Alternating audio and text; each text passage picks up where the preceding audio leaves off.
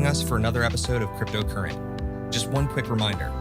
Cryptocurrent is a cryptocurrency and blockchain education platform that's bridging the gap between the curious newcomers who are just discovering the space and the thought leaders who are shaping its future.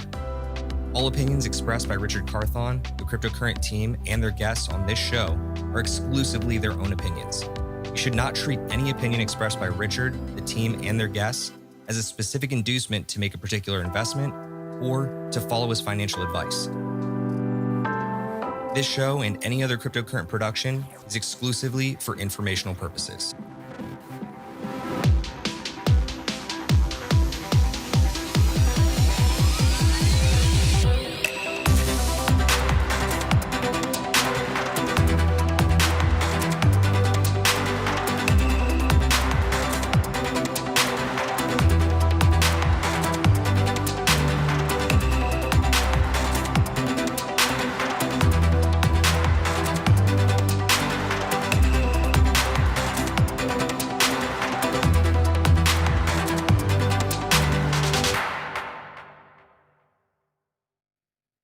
What's going on, everybody? For Cryptocurrent, I'm Steve Miller, and you're watching Cryptocurrent Live, the show where we bring you every single Tuesday and Thursday at 7 p.m. Eastern, the very latest in cryptocurrency and blockchain news.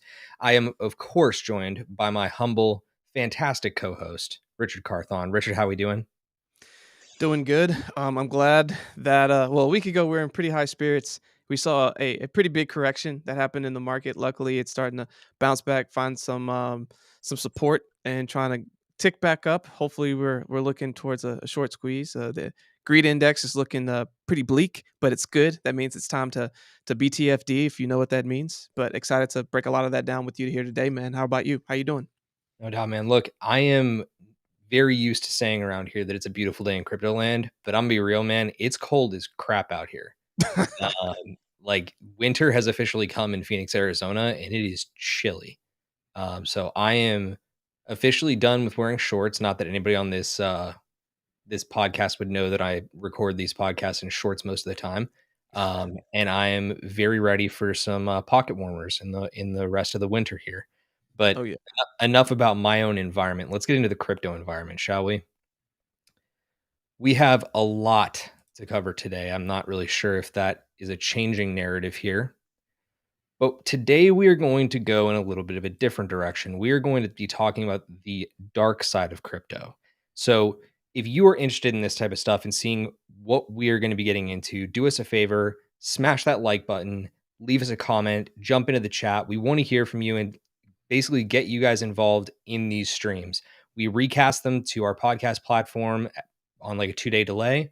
But for those of you that are joining us live here on YouTube, we like to get your questions answered here. So if you have questions about the dark side of crypto, we're here to answer them today. We got a bunch to get into. Let's jump into buy, seller, HODL. Buy, sell, or HODL. So our first story this Tuesday for buy, seller, HODL has to do with, as Richard said at the very beginning, a very rough weekend for Bitcoin. And as you can see up top, we have 16 candles, the Bitcoin story as our running bar today. And when we say 16 candles, I mean that if you look at the 4-hour chart and you look at the last 16 candles, it is a freaking roller coaster ride. So we're going to kind of break this down for you, talk about what actually happened, what caused the bullishness, what caused the bearishness. Really, it was a lot more bearishness than anything. But Richard, walk us through the actual scenario of what broke down over the weekend. All right. So over the weekend, Bitcoin crashed from 57,000 down to 42,000. And as of right now, this recording, it is sitting above 51,000. Is a recovery imminent? It's yet to see. We're in this interesting time where it's end of year. People are trying to take profits, but people are also watching technicals, which are saying that we're due for one last big, run up. And you have other big news like big institutions abandoning the SEC applications for ETF. Satoshi Nakamoto, aka Funny Steve over here, with Craig White, was found not guilty of conversion, but is he innocent of fraud? And I'm going to let you actually dive into that one a little bit more. Yeah, so we joke around here calling Craig Wright Satoshi Nakamoto, because for those of you that don't know, Craig Wright claims to be Satoshi Nakamoto. He is not Satoshi Nakamoto. There have been multiple reports that have completely disproven his claim there, but he was in a lawsuit up against one of the other developers that he was working with in the crypto space like 10 years ago, but the partner had passed. And the estate of the partner basically went after Craig Wright and said, like, look, you stole all of the assets that basically you and our family's patron built together, and we have a claim to that. So they proved in court that he absolutely stole the intellectual property and was basically told, hey, you are going to have to pay out $100 million in damages for this. But if he were actually proven guilty, which personally I believe he was, he would have had to pay out $25 billion With the in B. damages. Yeah, with a B. That's insane. But this guy's a scumbag. True, like, bottom of the like ocean scumbag. Bad. Anyway, big deal. What you need to take away from it is this guy's not Satoshi Nakamoto. And at the same time, this case is officially behind. So we have no more need to be following this case going forward. The crypto space did follow it for quite a little while there. But I want to double back to the one in the middle that we just passed over. Richard, what do you think about these big institutions abandoning their SEC applications for spot ETFs? Because I get really hung up on this one. This is something that just started coming out. I think it was Fidelity pulled theirs, Wisdom Tree pulled theirs. What do you make of it? Cold feet. I mean, in the regular crypto, on in the regular stock markets, right? Equity markets, if you see something go down 1 or 2%, it's a big deal. People are freaking out like, oh my gosh, like the Dow's down 1-2%, it's a bad day, right? Or the Nasdaq and whatnot. Even regular equity companies, they go down 5-10% in a week. They're like, oh my gosh, what's going on? That that happens in crypto like in a couple of hours, and like that is very hard to stomach, especially for your institutional investors. Like if you're allocating 0.1%, not even a whole 1%, 0.1%, and you have to explain how $3 billion worth of value disappeared in a matter of hours, etc. People get cold feet, and so I think once they saw what recently happened in the market, it was just a reminder of like, oh yeah, this is highly volatile. Not sure if I'm ready for that just yet, and I think it spooked them. Well, look, I personally think it's a matter of patience. I think that we've got the SEC that is ruling against these spot Bitcoin applications nonstop. And it's kind of disgusting, honestly. Like, the SEC should not have this stance of needing to protect the investor so strongly to the point where they are pulling back on what is officially now a legitimized financial instrument in Bitcoin, right? Everything points to the fact that it is legitimized and it is no riskier than basically putting your money into a bank where you have predatory loans and you have predatory interest rates and all this stuff going on. Like, it's insane to just compare the two and compare the risks that the SEC already allows. So to me, I think that it's silly, but you're going to continue to see this happen. I think it's going to be a narrative through the next couple of weeks. More and more financial institutions are going to pull back on the reins and they're going to go to Canada to file, which they can go there and immediately get an ETF approved right now for spot Bitcoin. Pretty incredible, in my opinion. But let's move forward into non-fungible news. We had a really cool headline that broke earlier today, and that came to us from DraftKings, who just locked in a partnership with the NFL Players Association. So they're going to be able to now expand their NFT marketplace over DraftKings and do a whole bunch of NFTs around the players, their image, and basically selling NFTs that reflect the player's likeness beginning the 2022-2023 NFL season. You're a former football player. You have friends that are, I believe, still in the league or just out of the league. What do you think of this for them? Do you think that this is going to be a bigger deal? I think it can be. I think ultimately, when you're licensing players' name, image, and likeness, sometimes they don't necessarily get to reap those benefits. Comes with signing up for playing in the NFL. That's why some of these other NFT plays that are allowing for more athletes to kind of like reap the benefits of themselves think be more beneficial. But ultimately, it's just like if you think of what did fantasy football do to the NFL? I personally believe it saved the NFL. I think it brought brand new attention, brand new mass to all sorts of people who regularly wouldn't even watch and be as like invested into watching the sport, and it made people really keen in on and hone in on individual players. And so, with something like this, I think uh, this is going to allow for more people to really hone in and be a lot more attached to some of these different players out there. Well, look, we can all certainly hope for it. Any exposure is good exposure in the NFT space. So getting to grow that audience is always going to be clutch. The next piece comes out of Coinbase. So as you may have already heard, Rich, we have Coinbase NFT launching soon. But in line with that, they're apparently already testing the waters by launching an OpenSea collection. This is brand new. They just, started rolling this out very soft today. So they're going to start releasing their own NFTs, but they also announced in line with this, like across the last 6 hours, a number of new partnerships. So across the last 2 days, they announced Fuocious, who's a phenomenal artist in the NFT space, Derek Adams, who I believe is a photographer in the NFT space. But then they also today added Gutter Cat Gang, and there was one other one that they just added. But there's a lot of really, really amazing content creators they're bringing on for day one onboarded NFT creators. I am really, really excited about this because OpenSea needs more competition. Speaking of that, OpenSea decided to go out and hire Brian Roberts as their new CFO. If you're familiar with Brian Roberts, then you know he was an executive at Lyft and helped them prep for an IPO. So it's currently assumed that this guy is coming on to help OpenSea prepare for its own IPO. Obviously, this would be huge for the NFT space, but my question to you has more to do with should OpenSea be pursuing an IPO right now?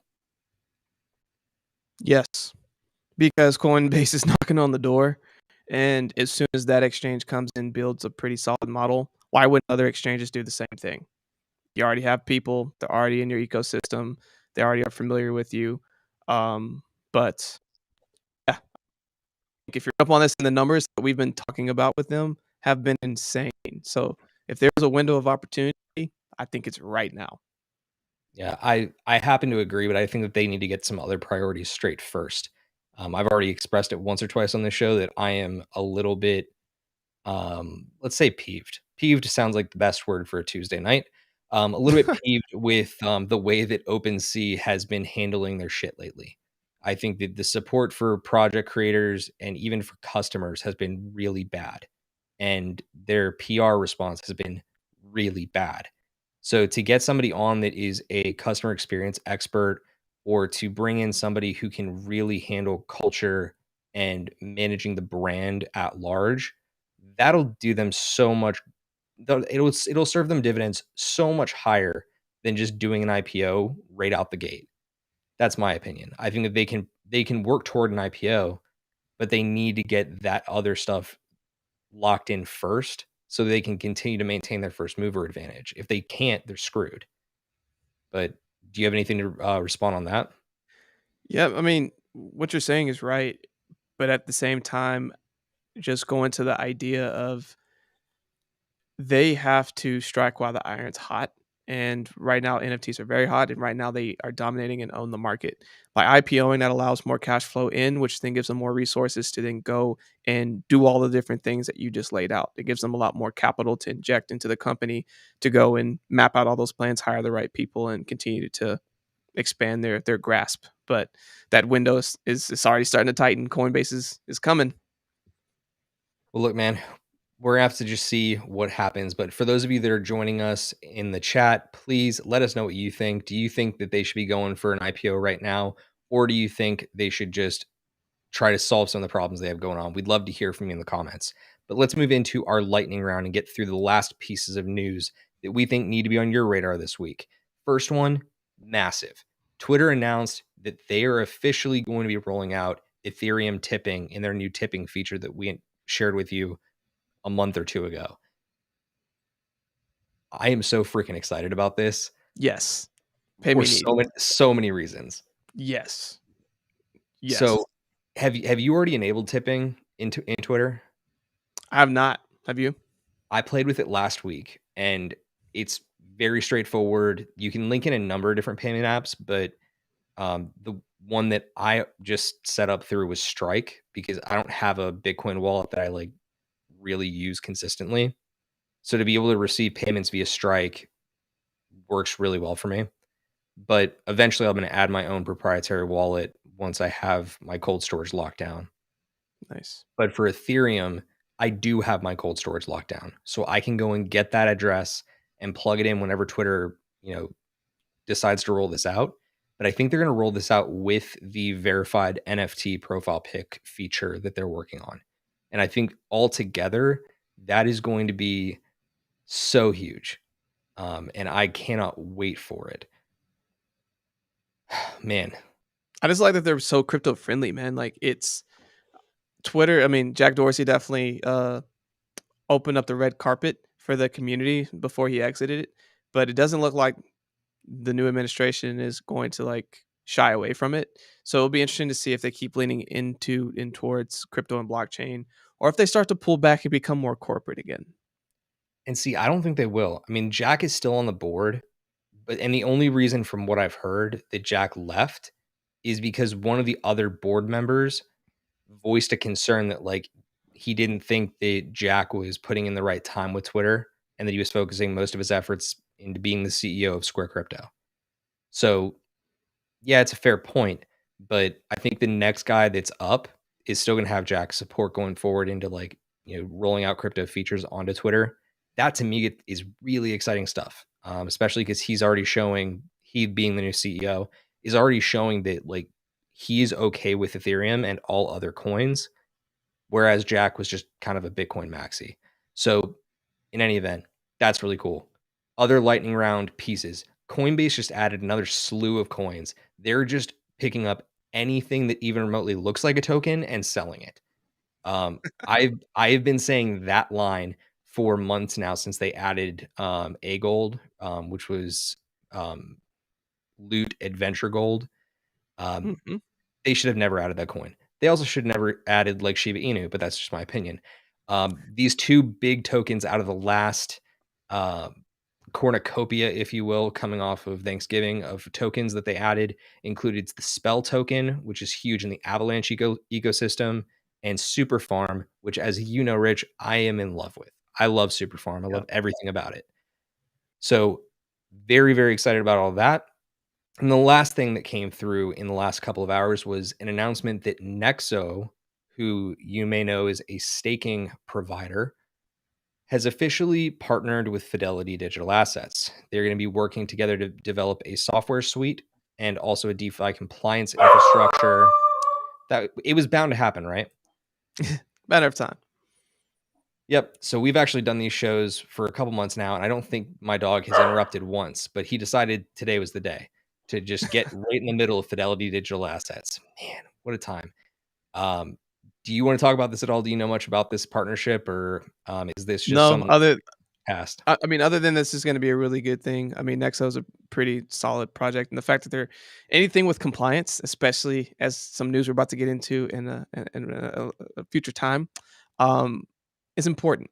And the more that you can be as compliant as possible and play nice with regulators, you typically do pretty well. Now, it might be a longer ride up. You might not get like the instant, ooh, look at us, we're now instantly 100x, but it's like a slow tick up that's pretty awesome.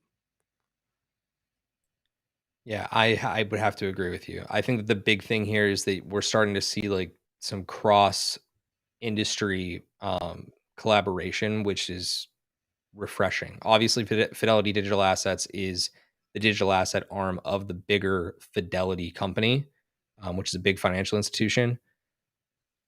I'm personally really interested in this because Nexo has been criticized as, one of the other companies that the SEC is going to go after here shortly.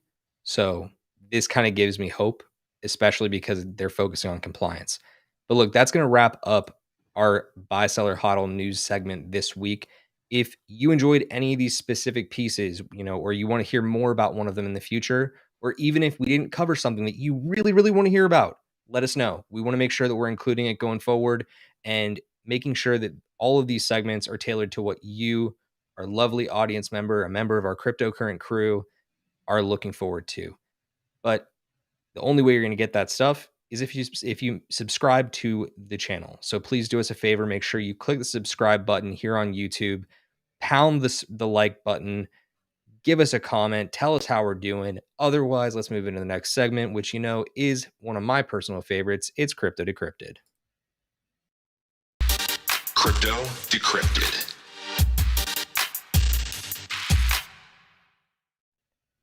Just like every week here on Cryptocurrent Live, we like to roll out a very special segment for you where we take apart one of the bigger concepts here in the crypto landscape.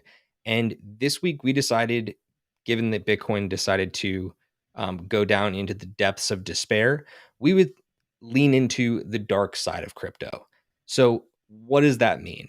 Well, we're going to be taking apart a little bit of how crypto is referred to as a money laundering scheme, or it's used for illicit activity, and dive into all that. But the dark side of crypto would be nothing without the dark web. So, Rich, give me a little bit of a synopsis on what we mean when we're talking about the dark web. What goes on? All right. So the dark web is a different form of the internet that gives you a little bit more access to things that could be seen as a little bit more sketchy. So you have access to things. So, for example, Silk Road was built on top of the dark web, and you can go and find, from what I hear, of course, find things like ways to be able to buy drugs or be able to buy a hitman or a bunch of other terrible, terrible things. Now, the reason that people use this is because it's a lot harder to track back. There's a little bit more anonymity to it, and you have a lot more access to a lot more resources.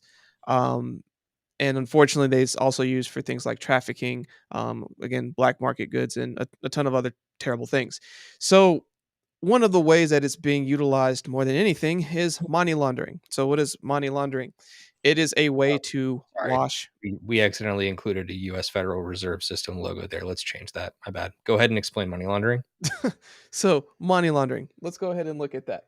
So what you're doing is essentially washing money. So you're taking dirty money, aka money that is not within the legal confines of a legal institution, and you are mixing it with legal money that you can then go and use. So, if you've ever watched Ozark, that is a good representation of ways that you can money launder and launder money, wash money, whether it's drug money, etc.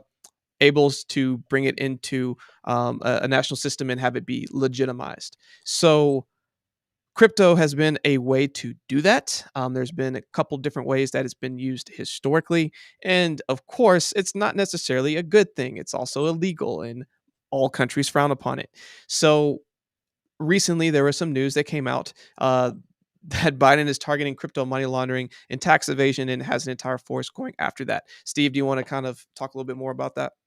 Yeah, I mean, I'll keep it really quick. And that is just very, very simple in that President Biden and his administration have decided that they want to go after corruption at the highest level, which between you and me, I think it's hysterical. Government wanting to go after corruption. It's pretty much synonymous with corruption at this point. Anyway, all, political discussion aside, they want to go after 5 pillars of corruption within society today. The third of which ties to cryptocurrency. So what they want to target here is the bigger focus of this dark side of crypto discussion that we have here today. So we wanted to give you this bigger understanding of how in the past and even right now, money laundering and tax evasion, the things that Biden's going after, are still ongoing and how it has played into the crypto narrative over time because it's been changing. But to understand that, you kind of need to break down what are referred to as anti-money laundering typology. So we're going to break this down a little bit here, kind of one by one. So off the bat, there are a number of different typologies within AML, compliance, but there are 4 key ones. And the fourth is kind of suspect right now because they're still trying to define it. But the first 3 are use of non-compliant exchanges, laundering via Bitcoin ATM, and asset tumblers and mixers. So let's take that apart for a sec. When we're referring to use of non-compliant exchanges, we're most of the time talking about going to either a centralized exchange or a non-registered exchange that is not complying with the US government's code for AML. In a lot of cases, that means a KYC. To break that down, it's know your customer laws. So one of the companies that for the longest time wasn't doing that and still isn't in a couple of countries is Binance. Another one was Payza. Payza got destroyed by regulators from a number of different countries because it was not compliant. So when we look across the board, if you are going to a centralized exchange and you're not giving them all that KYC information, which is like your social security number, your home address, your name, giving them a validation of your actual identity, they are not in compliance. So technically, that is a place that you could theoretically be money laundering. And that's why the government does not want that to continue. So anytime the US government's involved, they're asking exchanges to KYC their customers, make sure all of that's out there. There's a whole bunch of other compliance stuff that goes on there. But the big thing that I kind of come back to with this is that it's inescapable. You should want this to be resolved. You should want your exchange to be compliant. The one thing it does not touch, however, is DEXs. So any DEX out there, whether it's Uniswap, SushiSwap, 1inch, Trader Joe, you name them, And real QuickSwap. quick, a DEX is a decentralized exchange. Yeah, great clarifier. Any one of these DEXs, they can't KYC you because it's decentralized. Its base nature is that it is not necessarily going to have compliance baked in. It's going to allow for a free market of trade, like in its purest distilled form. So it's really interesting to me how that one's broken down over time, but non-compliant exchanges are one of the money laundering vehicles that we are basically going to be seeing attacked in this new round of regulation. So, Richard, can you break down laundering via Bitcoin ATMs? Yeah. So, unfortunately, another way that you can go about laundering money is going to these Bitcoin ATMs. So, what you do, or what people have done, is go and bring a ton of cash and bring it to a Bitcoin ATM, exchange the cash for Bitcoin. And then they take that Bitcoin, put it into a KYC Coinbase, like, if you will, exchange or crypto.com. So move that Bitcoin that was bought into ATM via either a paper wallet, or if you moved it to a digital wallet, then you take that Bitcoin and you move it to the centralized exchange, and then you sell out. And so it is a way that it has been explored. And so it then becomes a story of, is it then important for these Bitcoin ATMs to KYC people who do regular transactions? And if you think about a regular ATM, um, it's not that when you go in there, you're putting all your personal information, right? You put in your credit card, debit card, whatever banking that you use, and you go and do the same thing. So, it's that one's a little bit trickier. I don't know how they're necessarily going to go about trying to clean that up. Um, but that is another way that it is being explored right now. Yeah, and again, I think that Bitcoin ATMs are really cool and they allow for a greater degree of accessibility to Bitcoin. I don't think that we should see them, I guess, killed off, just because we're trying to comply with AML. However, I think there are ways that we can start to see that resolved. We'll get into resolution later, though. Right now, we're here to focus on the dark stuff. AML, anti-money laundering. Yeah, I thought we'd said that a couple times. But anyway, asset tumblers and mixers. This is probably the biggest one, and this is, to me, where the majority of illegal activity goes on. If you want to describe money laundering as a way to clean the money that is dirty money and turn it into legitimized dollars, an asset tumbler or mixer is the crypto equivalent of the most simplified process. It's like you were putting in dirty money and it's getting mixed up with all this other cash and it comes out to a different address, totally clean, not seeing where it was sent from. Tornado Cash is the leading example of this. And just to like give a quick explainer on this, basically Tornado Cash pitches itself as like a privacy coin. So it improves transaction privacy by breaking the on-chain link between source and destination. So it uses a smart contract that accepts ETH deposits that can be then withdrawn by a different address. So to preserve any degree of privacy, a relayer can be used to withdraw to an address with no Ethereum balance. Whenever Ethereum is withdrawn by the new address, there's no way to link that withdrawal to the deposit, ensuring complete privacy. It's a very unique system that they've built. I have to give them credit because, again, to do this and make it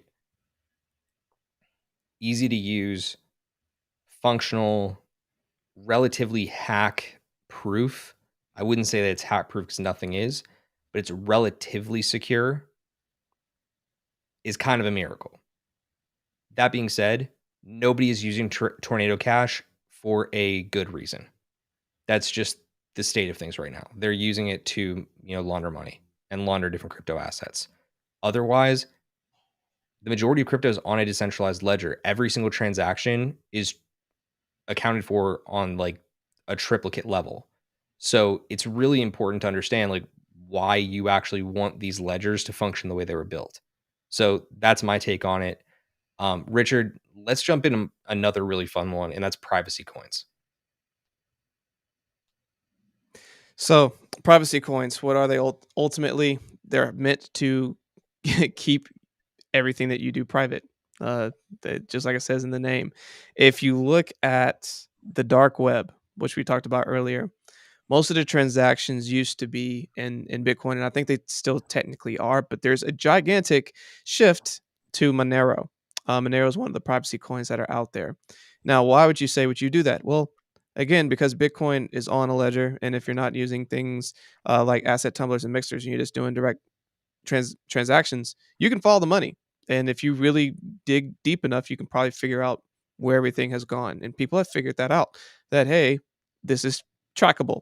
So what they're doing now is moving towards privacy coins, which the leading privacy coin right now is Monero, which has a unique utility that, again, truly keeps all elements of transactions that you do private. Now, I don't know that at its core, Monero is a bad thing. I think privacy is good. Um, the problem, though, on the other side of privacy is that it then also gives potential bad characters a straight line way to do bad things with no repercussions because you can't track it. So it's a double edged sword. Not really sure how to unpack that too much more than that, but it's things intrinsically aren't good or bad. It's how they're used, and so I'll just keep it at that. I mean, the big thing here is like it comes down to tax evasion, right? Because looking at it from the consumer perspective as a retail investor, if you're investing in something like Monero, Ethereum, doesn't even matter if it's a privacy coin, like it can be anything. It's on you to report that to the IRS if you're a US citizen, right? It's not like they're going to, have the resources to go out and scour every single blockchain. So with something like Bitcoin, there is a ledger. Like they can go back if they really want to assert the internal assets to develop a system to scour Bitcoin for US transactions. They could do that. It would take decades, but they could do that because it's the government. It takes decades for them to, never mind. My point is this: with Monero, it's really, really hard to actually be able to track it as a third party. If you want to follow, for example, Richard's transactions, you can't just go up and look that up super easily. So in the world of Bitcoin having been legitimized, people are starting to go to Monero because Bitcoin is going to probably be one of the first chains that entities like the IRS are going to want to build software around to be able to track. Yep. That's the big moral there. But in this entire discussion of tax evasion and money laundering, you start getting into the criminal side of what goes on the dark web and even on the base layers of the internet. And you've probably heard us mention from time to time there are things like hacks, scams, rug pulls, and even organized crime. Now, we're not going to get too much into the organized crime of it all, but I do want to make sure that we take a second to separate a hack from a scam from a rug pull, because people like to just put everything under the label of rug pull. Right. But we need to make sure that as educators, you guys understand that they are very different things. Let's start with rug pull and work our way back. Rich, give me the definition of rug pull and how you've been affected by rug pull in the past. A rug pull is nothing more than a true scam in the sense that something is built with the pure intention to get up to a certain point, and then the leaders who have a ton of the coin with you get on exchange with minimal liquidity, and they sell it all and basically take all of the liquidity out so that everyone is stuck with the bag and have had the rug pulled from underneath them. Again, the example we gave more recently was the Squid Games coin that came out. The people who created it basically rug pulled all the people that came in, and the people lost millions of dollars. So they literally built this thing, walked away with millions of dollars in a short amount of time. That's rug pull. And the biggest place that rug pulls occur right now within the crypto space is in pre-sales and public sales of new coin offerings. I Right. don't want to say ICO anymore because it really is not an initial coin offering anymore. It's either an IEO, an IDO, or you're participating in a pre-sale or a private sale. But one of the things that happened in the last couple of months was, um, as you said, the Squid Games coin, but there have been probably what 150 others at least. At least happens all the time, unfortunately. Yep, it's part of this world. If you decide that you want to, get into private sales and try to play the really high stakes part of cryptocurrency investing, but then there are also other scams that are involved. So you can just have individuals who create unique organized scams online to get you to click fraudulent links that phish your addresses or can steal your money away. And then lastly, you have hacks. Hacks are typically much bigger organized activities, and we have a lot of these outlined over on the left. But Poly Network was the biggest one that happened this year, and you can also go back in time to what was the most notorious one, which was Mt. Gox back in 2014. All of these were hacks. It was an organized group or a hacker individually who broke into the system and was able to, via an exploit, pull all the money out. In the case of Mt. Gox, it's still not known whether or not it was an inside job. Right. So that's another part So, of it, right? yeah. So give me your take on that for a sec. Let's unpack that. You know, I just want to say that at the time of 2014, you didn't have nearly the resources and knowledge that you have now. And if they did, I think they probably would have been able to find how this person was able to find the place to be able to go in and hack this.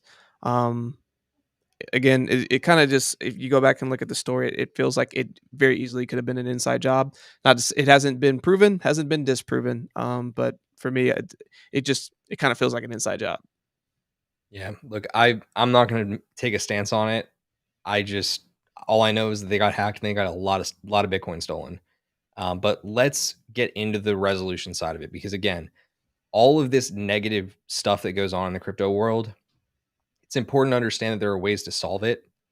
And at the same time, that regulation is not necessarily a bad thing. So, what the Biden administration is doing here is not necessarily bad. And we want to make sure that we all understand this. while KYC can be an inconvenience, it is something that at the end of the day is going to lead to a greater deal of like trust. And I don't want to say it's going to lead to mass adoption, but in a way it's going to. Yes. So can you, I guess, unpack for me why KYC is good?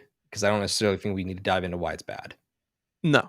KYC is good because it's going to help with regulatory compliance, which is going to prevent people from getting just scammers coming in and using fake identities to try to have access internally to try to find exposures and weak points within the system to try to create hacks. The next is credibility and growth. As you have people who are compliantly coming on the platform, that means that you now have a background check of a lot of these people and can confirm if they have done any fraudulent or negative things in the past that could make your platform susceptible to potential dangers. Well, but The for ex real quick though, Rich, for the other side of it, like for the exchange or for any of these institutions that are doing KYC or requiring KYC, it actually adds to their credibility as an institution. Yeah. That's another side of the credibility equation. Sorry, go ahead with fraud prevention. Yep, absolutely. So fraud prevention, you can secure your business identity from thieves, money launderers, and cryptocurrencies, or sorry, and other cybersecurities. The thing with the fraud prevention and why KYC is good and setting up two-factor authentications. I have a story for another day that we can get into, but I recently had a friend who legitimately had their Coinbase hacked because they had KYC and everything else. They were quickly able to contact Coinbase, lock the hacker out, and stop themselves from being owed about $35,000. So again, KYC can be very, very good, especially when things go south very quickly. And then customer retention, you can retain strong risk of cover along with happy customers. That's being able to get verification very quickly. It's going to help retain more of these people because they're going to feel that their money is safe with working with said platform, etc. So some of the benefits of KYC. Yeah. And I think that honestly it's going to make for a safer crypto environment in the long run. And I certainly hope that even the venture funds are held to the same exact example and that they start, really upholding KYC because it's going to make for a much safer crypto environment. The last piece of the puzzle here in terms of worthy regulation is something I feel like I need to bring up because it has flown so far under the radar. Richard, I don't even know if you heard about this. So please let me know if you have. This actually is coming out of the EU Commission for um, markets in crypto assets. They had a massive amendment that was proposed earlier on this year. I think it was put forward in like September or maybe even a little bit before, where they're really working in the EU to define their regulation. So determine like, what is it that they're going to, create immediate regulatory conditions for. And this document is 540 pages. Like it's massive. That's probably the reason why so many people have not heard of it is because nobody wants to take the time to read 540 pages. But because it's a government document, there is so much in it. And we're going to share a link after this if you want to check out the synopsis of it. Somebody that's really familiar with the matter made a great breakdown of it on Reddit. But in it, by setting up a unique regulatory authority for crypto assets instead of lumping it in with everything else like the SEC is trying to do, or even the CFTC is trying to do. Granted, I would rather the CFTC in our country manage crypto, but that's beside the point. Outside of the US, in the EU, they are way more likely to get something like this passed through, define it from a regulatory standpoint, and then encourage the rest of the world to adopt that standard. It's been done in the past, and frankly, a lot of the financial regulation that comes out of Brussels, which is where a lot of the EU's financial center is based, a lot of that ends up affecting world policy, and it gets adopted broadly. So, like, it has to start in Brussels. This document in particular encourages setting up a unique authority to handle crypto, but it also outlines that, like, NFTs are not going to be regulated. what was it? Stable coins are going to be heavily regulated. Like it gives that level of granular clarification, which in the US, we don't have. The SEC has failed to give any type of clarification. So we need unique regulatory authorities, and that is going to be one of the things that triggers the dominoes falling to start solving an anti-money laundering in the crypto space and to get rid of more of the organized crime element. But Rich, to wrap this thing up, what else do you feel like you need to add? I included a couple of the myths here, just if we wanted to tap on it for a sec, but we can carry this thing out if you want.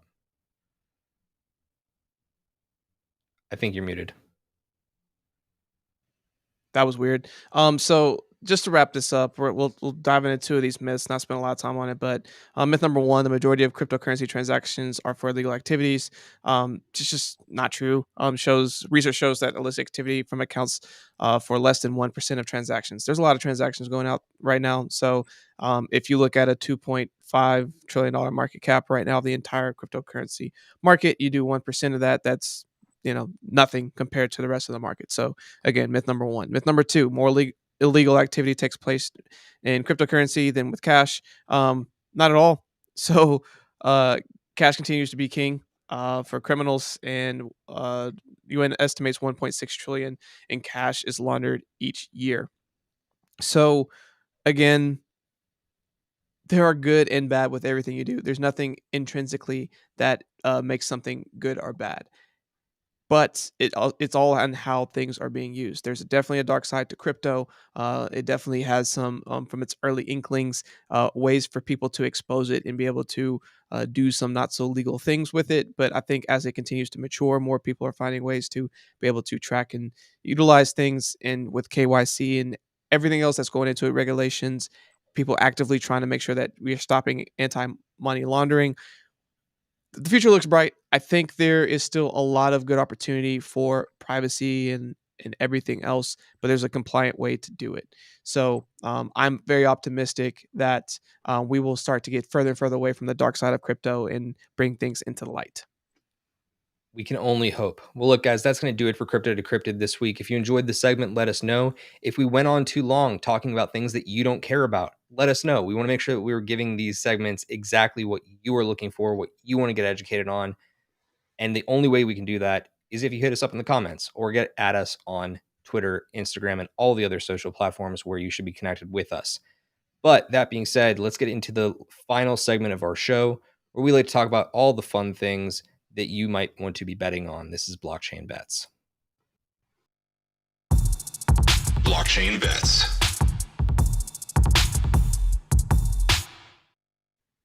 So if you're anything like us, we like to look at what has the most opportunity to go up across a given week. And given that we are in the first week of December after a miserable week in the market, we are going to give you our 6 picks for this upcoming week, what has some really great opportunity and upside in 3 different categories. We're going to give you each picks in the blue chip category, which is any coin that is currently sitting in the market cap from number 1 to number 50. Then we're going to give you each of our picks from the mid cap zone, which is market cap number 50 to 300. And then last but not least, the place where we like to play the most, the DJ and Casino. Any coins from market cap number 300 all the way down to however many coins there are in existence right now. Richard, what would you like to choose for your blue chip this week? So it's interesting. We keep talking about it, and then for my DJing pick, I had to learn more about it.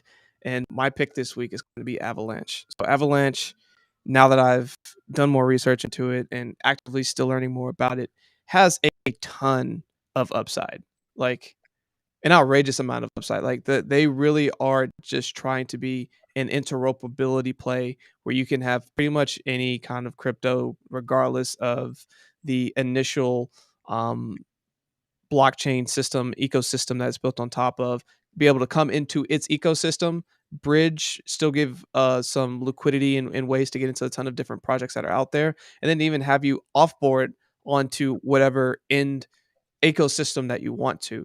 Again, I'll get to a little bit later why I learned as much as I did about Avalanche. But again, there's a ton of upside to this. I think a lot of people don't necessarily understand it because it is hard. It is a difficult platform to get on and understand the first time you try to get on. But after you get on and you get the hang of it, it is very robust. And again, it has a ton of upside. It took a hit in the last week with all the corrections, so might be a solid time to find an entry point. Yeah, the big word there that I want to make sure we return to later, and I think we should probably cover it in a crypto decrypted in the future, is the interoperable word. Avalanche is creating a really unique multi-chain system. It's not just, interoperable thinking that you can spray and pray, like that type of idea that like you could literally just shoot it out in any number of different directions. Avalanche goes about it uniquely by deploying 3 chains. One that's for exchanges, one that's for protocols, and then one that is for um, general wallet to wallet, so like typical interaction.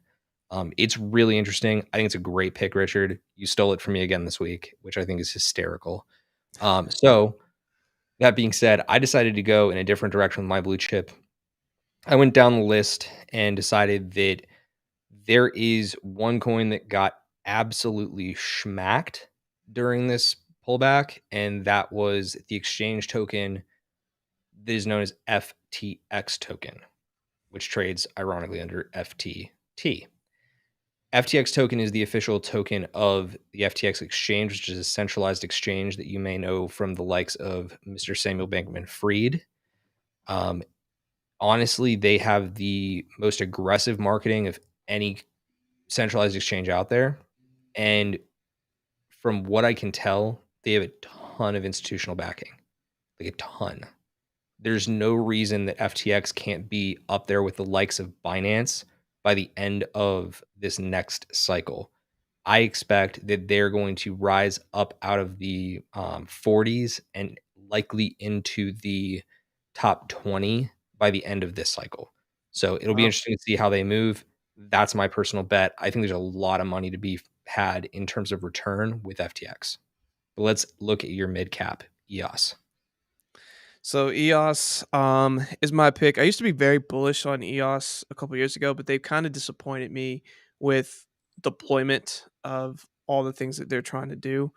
So of late, they've started to get a couple more partnerships. They're starting to get a lot more of their developers back on board, get a kind of a centralized, focused on what they're trying to get accomplished. And so just from um, fundamental standpoint of understanding what they're trying to build, what they're trying to accomplish, they are starting to get some things going again, which is nice. But then also from a technical standpoint, again, another one that got hammered in, I think is right on the cusp of having a breakout soon.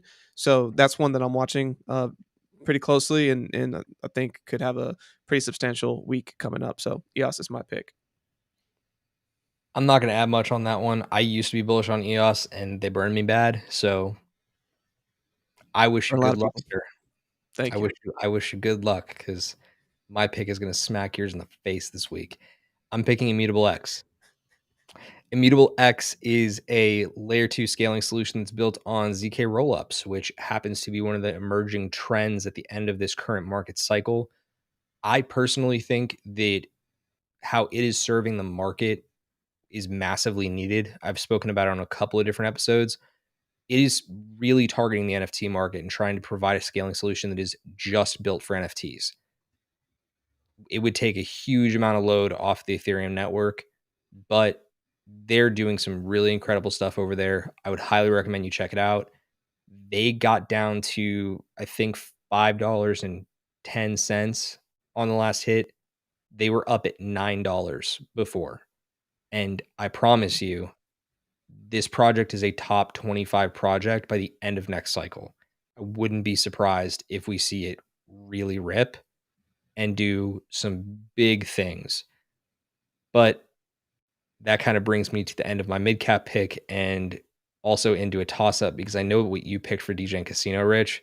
And Yep. I'm in a toss up right now because I have some, dry powder on the side to put into a project right now. And I'm actually between Immutable and your pick for the DJ and Casino. So let's get into your DJ pick and you'll understand why. My Deegan pick is going to be Wonderland, aka Time. So,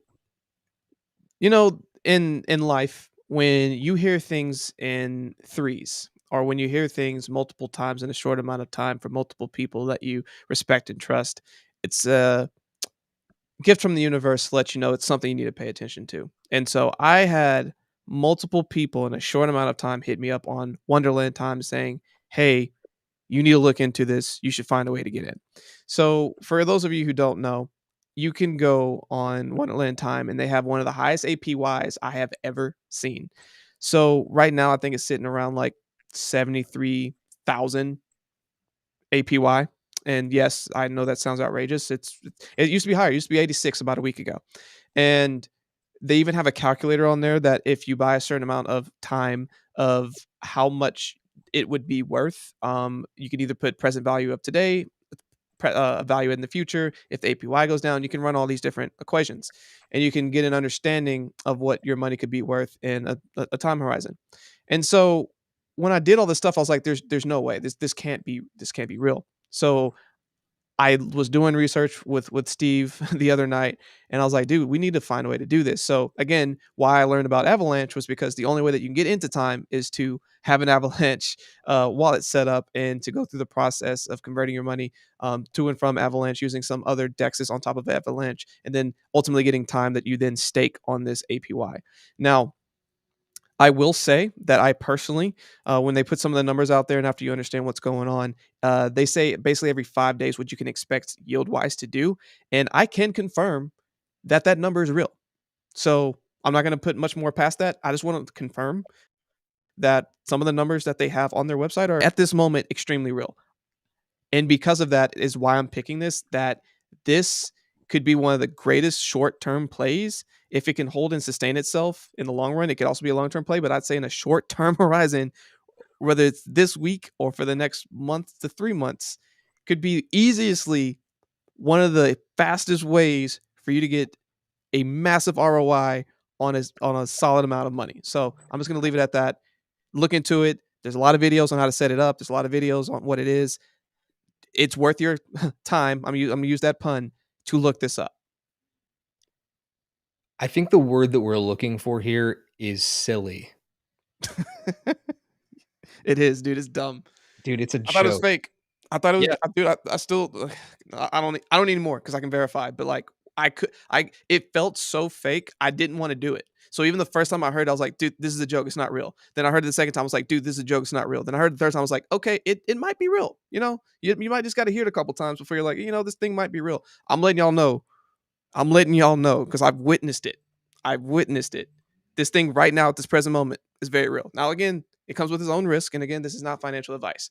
I'm just letting you know that the APY that they have on that website, I've witnessed firsthand and can verify that what they're saying on that website at this present moment is actually happening. You're getting 9% a week. Every 5 days. A week. Every 5 days. God, it's crazy. If you would like another DJ casino pick, I don't know if you do at this point because Wonderland Time seems to be the focus right now. But if you are looking for another DJ casino pick, let me introduce you to Boson Protocol. Boson is basically trying to create an e-commerce platform within the metaverse. I'm going to keep it very simple for you and leave it at that. I don't need to give you much more other than the fact that it's at a really attractive price point. It is roughly around $100 million market cap. That is right in the prime zone that I look for in the DJ casino. I want to make sure that that thing can get an absolute rocket launch of potential up to 500, up to 750. And Boson has all of the makings of it. It's really, really well done. Highly recommend you check it out. But that's going to wrap up blockchain bets for us this week. We had 6 great picks for you, just like every week we have here for you on Cryptocurrent Live. If you want more of these picks, come back and join us. Subscribe to the channel. We do these picks every Tuesday night at 7 p.m. Eastern. And they're always so fresh. They're so good. So great. Tonight you had Avalanche, AVAX, you had FTX token, FTT, EOS, which is EOS, Immutable X, which trades under IMX, Wonderland, which trades under Time, and then Boson Protocol, which trades under Boson, BOSON. There is nothing else to say for blockchain bets. Let's close this thing out with what you need to watch for in the week ahead. What to watch for. So, Rich, in the week ahead, there are a couple really unique things that are happening around crypto, and we like to always break them down. But this time around, it's mostly NFT focused. You have 2 or 3 really big projects that are coming out, one of which is called Invisible Friends. We don't have time to show it to you. And the other one is off my radar and I just forgot it. So we're not going to give it to you. But we'll give it to you next week and show you exactly what it looked like. How about that? That works. Perfect. Well, look, guys, that's been our hour. That's been Cryptocurrent Live. Again, I've been Stephen Miller. He's been Richard Carthon. You can follow us both on Twitter. There are handles on screen. If you are not watching right now, please come watch on YouTube. We'd love to have you here for our live chat and also to, have you learn live with us here every Tuesday and Thursday at 7 p.m. Eastern time. But for those of you that are listening on recast, you can follow me at Steve Miller _PHX. You can follow Richard at Richard Carthon. Some final reminders. We have fantastic podcast interviews that release every Monday and Friday where Richard sits down with some of the best and brightest in crypto. Almost always they're founders, but this week we have 2 phenomenal guests. We have Bo Olson from Transient Network, who they pitch themselves as the Amazon of smart contracts. You can decide that for yourself if you go and listen to the interview.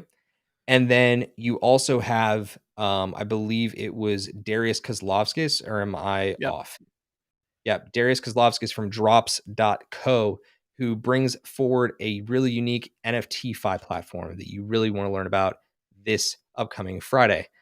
Otherwise, Chris will have a brand new short form video for you tomorrow talking about ICOs, IEOs, IDOs, ISPOs, IPOs, all of the IOs. They're all going to be there for you tomorrow morning. But as I said, that's going to do it for us tonight. We hope that you enjoyed this episode. Please do us a favor, like it, subscribe, comment, let us know what you think. Otherwise, we hope you have a great week. We'll see you on Thursday. Stay cryptocurrent.